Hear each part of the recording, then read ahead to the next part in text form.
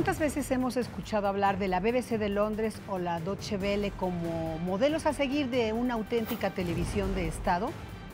Pero, ¿cómo son las radiodifusoras públicas y cómo operan en el resto del mundo? Lucy Bravo. En el mundo existen diversos modelos de instituciones públicas de radiodifusión y telecomunicaciones. Algunos canales de televisión pública son reconocidos a nivel mundial por su calidad y prestigio, como la británica BBC, creadora del modelo en la década de 1920, la alemana Deutsche Welle y la canadiense CBC. En todos estos casos, las señales de televisión estatal dependen de la financiación de los contribuyentes, pero se caracterizan por su independencia frente a controles de tipo político o comercial.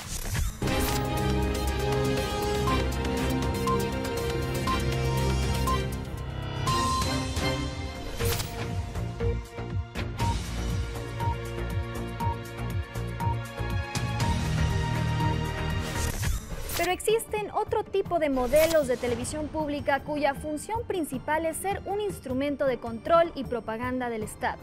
Señales como la KCTV en Corea del Norte, la CCTV en China o Russia Today son solo un brazo más de los regímenes autoritarios para posicionar su discurso.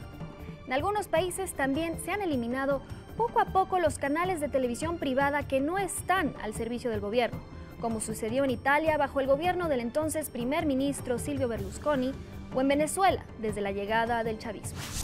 Y se los llevaban todo para el exterior. Ese es el capitalismo. Saquea a los pueblos, como aquí hicieron 100 años con el petróleo. De acuerdo con la UNESCO, la televisión pública, a diferencia de la televisión privada, debe ser universal, diversa e independiente. Según datos de la CIA, las estaciones de radio o televisión pública existen en al menos 73 países en todo el mundo. En Europa en particular, las emisoras públicas siguen siendo centrales en la radiodifusión, pero el complejo panorama económico y el nuevo entorno digital amenazan su futuro. Armando Carrillo Alabat, presidente del Sistema Público de Radiodifusión del Estado Mexicano, bienvenido.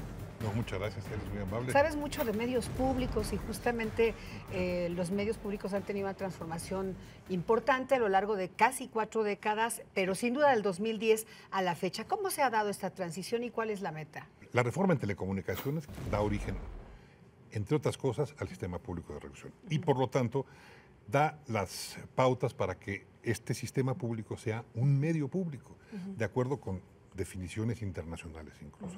La ley, creo que es una ley de avanzada porque aborda temas y marca obligaciones a los medios públicos que antes no tenían y por lo tanto los que las cumplen son medios públicos, los que no, pues no. Y de esos, bueno, hay muchas historias y muchos nombres de medios que, si bien son financiados con recursos públicos, no son medios públicos por no cumplir con esas obligaciones que le marca claramente la ley que le da origen al SPR y que son por las que se rigen otros medios que sí son, que han adoptado estas normas para ser públicos. Bueno, tiene una clara intención esta ley realmente de normar por primera vez, de transformar lo que se hizo hacia atrás. De ahí para adelante, entre muchas otras cosas, está la creación del SPR. ¿Cuáles son los ejes rectores de la creación del SPR y de esta reforma? Mira, yo te diría, lo que está conceptualmente lo que hay detrás es buscar que los medios se ciudadanicen, los medios públicos se ciudadanicen, que tengan como su principal objetivo la mejora en todos sentidos de la ciudadanía. Y para ello no solo crea los balances al sistema y a los medios públicos en general, sino que le da la forma de poderse integrar con la ciudadanía y a la ciudadanía con el sistema mismo. Yo creo que además esto, yo no puedo decir que lo hayan copiado, pero sí el concepto viene de Europa, otra vez.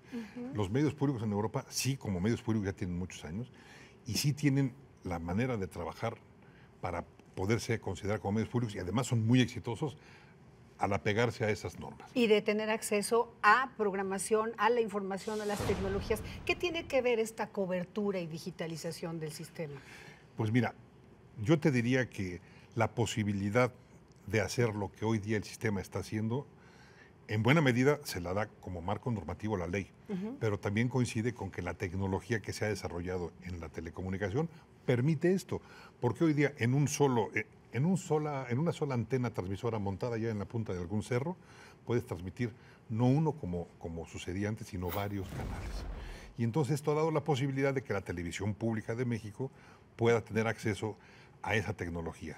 Y para eso el SPR es que está trabajando para administrar esa red que ya existía. Antes del SPR existió el OPMA, que es el organismo que le da origen por ley al SPR. Todos los activos que tenía el OPMA pasan a formar parte por ley del SPR, y entonces muchos transmisores que ya existían se conformaron para hacer esta red. Y esta red, lo que nosotros, uno de los principales objetivos que tenemos es mantenerla, administrarla y crecerla en la medida de lo posible. Nosotros recibimos esa red con 16 transmisores, hoy día tenemos 26 transmisores operando a toda su capacidad, con lo que quiero decir que se multiplexan otros canales. Este canal que dices que es el de sistema es Una Voz con Todos. Sí. ¿Dónde lo puede ver la gente? ¿Cómo se sintoniza? ¿Se ve a nivel nacional? Qué buena pregunta. Explícale un poco a la gente porque no lo saben. Mira, los que tenemos acceso a la televisión abierta con antenita se pueden ver en el canal 14.1. En toda la República, en donde tenemos la transmisión, se ve en televisión abierta, gratuita y digital en el 14.1. Luego, los sistemas de cable se reconfiguraron por la ley de telecomunicaciones también. El IFT estuvo a cargo de liderar ese reacomodo de los canales, y en todos los canales está en los 14. No hay falla. Bueno, y mucha gente ya conoce la programación del 11, del 22, pero yo como espectadora, ¿qué me encuentro diferente en Una Voz con Todos? Por ejemplo, transmitimos mucho cine ruso, cine clásico, los grandes clásicos explicados por los grandes cineastas mexicanos. Es el tipo de cosas que hacemos, que se parecen pero que son diferentes. Nosotros tenemos un programa de ópera, sí, donde explican de qué se va a tratar la obra que se presenta ese día, cuál es la importancia, quiénes son los cantantes y por qué esa pieza de literatura que luego se convirtió en ópera es importante. En otros canales solamente transmiten la ópera. Lo mismo con la Orquesta Sinfónica Nacional. Nosotros transmitimos el concierto de la Sinfónica Nacional los domingos, y antes de la emisión del concierto hay una persona que se encarga, Isabel Olivier, que sabe muchísimas de esas cosas, explica quién es el autor, por qué es importante, cuándo se estrenó, para darle un contexto diferente y tratar de que la gente entienda mucho más, y los que no sabían sepan de qué se va a tratar. Sí, que es un poco el carácter de los medios públicos, también hacerlos diferentes a lo que claro. se ofrecen otras alternativas, por ejemplo, privadas. Bueno, ¿no? Yo te voy a decir una cosa, a mí me gusta la ópera hace ya varios años y nunca había visto que en otro canal que no fuera público se transmitiera la ópera. No sé por qué no les gusta, a mí me parece que es fascinante, y creo que esas son las diferencias que tenemos que encontrar los públicos respecto a los... El fútbol de primera división pues se ve en los canales privados y me parece maravilloso. Bueno, ahora con lo de las Chivas y eso no sé qué tanto, pero yo hasta donde me quedé, la televisión privada transmitía el fútbol y me parece extraordinario. Los públicos ahora transmitimos el fútbol, sí, pero el fútbol americano colegial de las universidades, que se juega en México hace más de 100 años y que llena estadios. Único deporte amateur que llena estadios, y nosotros transmitimos, y a mucha honra. Y son las diferencias que hacemos, pero que yo no las veo. Estoy convencido de que no tienen que ser competencia, tenemos que ser complementarios. Yo creo que hay un ecosistema de medios en donde los públicos y los privados tenemos funciones diferentes para que entre más opciones tenga la gente, mayor capacidad democrática tengamos. Armando, hablas de democracia y de esta participación ciudadana. Pues todo el mundo, lo decía al principio, aspira a ver en México un sistema como opera en Europa, ya los hemos referido aquí, o el más acabado es la BBC de Londres. ¿Qué hace diferente al sistema o qué nos hace coincidentes? Porque sé, por ejemplo, que tiene una defensora de audiencias y un consejo ciudadano. Mira, esas son dos instancias, son fundamentales, no para el SPR, que sí, sino para los medios públicos. Si la concepción de medios públicos, sin un consejo, en este caso el nuestro, asesor ciudadano, y sin una defensoría de audiencias, no tendríamos las características que debemos de tener los medios públicos para hacerlo. Porque son y que antes no existía. En los medios de gobierno no existían, los medios gubernamentales no, porque pues ahí las decisiones eran muy lineales. Ahora las decisiones se comparten.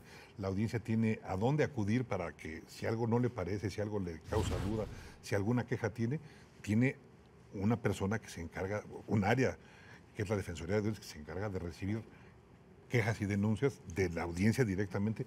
Incluso hay muchas buenas sugerencias de cosas que, ¿por qué no cambian este programa de horario?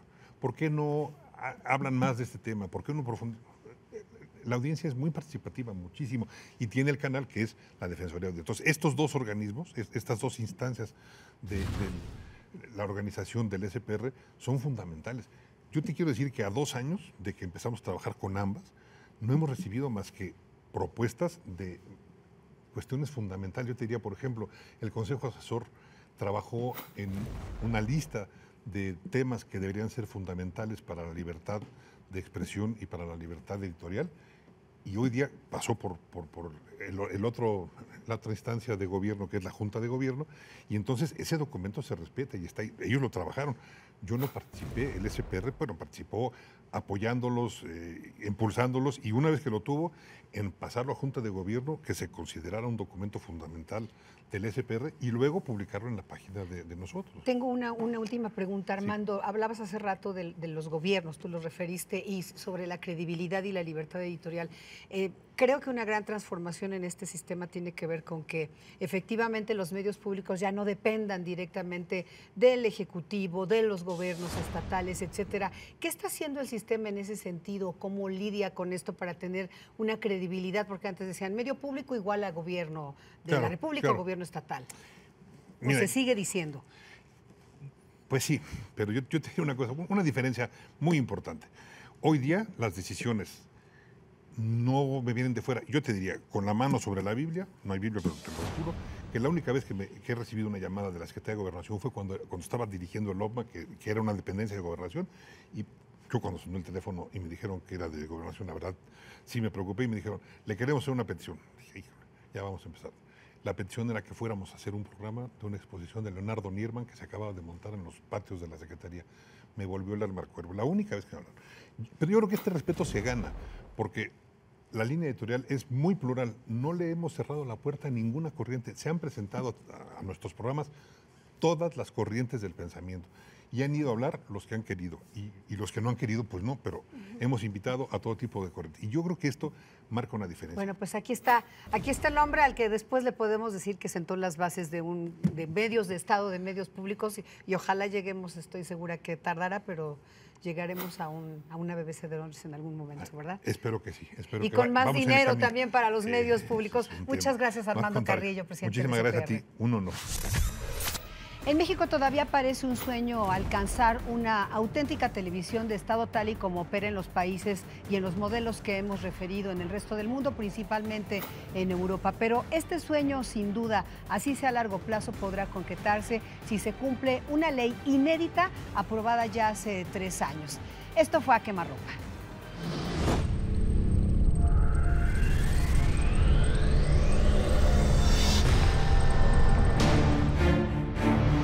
Azteca Documentales presenta El Error, ficción, miedo, debacle. En el episodio anterior vivimos los hechos del último año del presidente Salinas.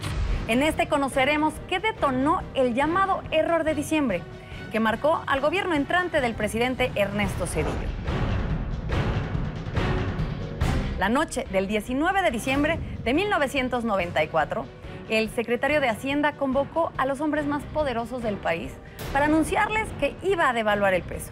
En 72 horas se gestó el peor desastre económico de la historia de México. ¿Qué sucedió en realidad en este encuentro? Que desató la fuga masiva de capitales que vaciaron las reservas internacionales. Descubra cuál fue el error y qué lo provocó. Y cómo México pasó de la ficción al miedo y a la debacle. No se pierda la segunda parte de esta trilogía, de esta apuesta de Azteca Documentales, por ofrecerle a usted contenidos de calidad. Este sábado, 24 de junio, a las 11 de la noche. El Error, ficción, miedo, debacle.